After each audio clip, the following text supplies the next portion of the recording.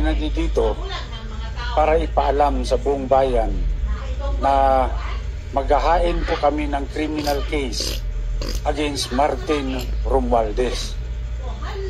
Sa kadahilanan po na siya po ay may ginawang krimen dito sa budget ng 2025. Malaking halaga po yung ipinasok nila na hindi po inaprubahan ng Kongreso.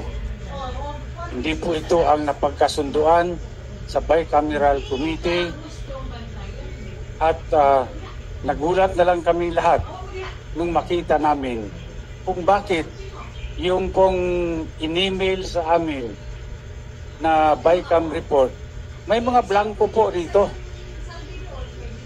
Ngunit nung pinirmahan ng presidente, kumpleto na. At nung tinignan namin kung magkano yung ipinasok nila na halaga, ito po ay nagkatotal ng 241 billion. Ngayon po, ewan ko kung matatawag natin na typographical error yan o grammatical error.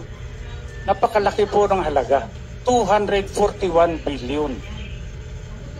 Wala pong ganung halaga ang inaprubahan ng Bicam.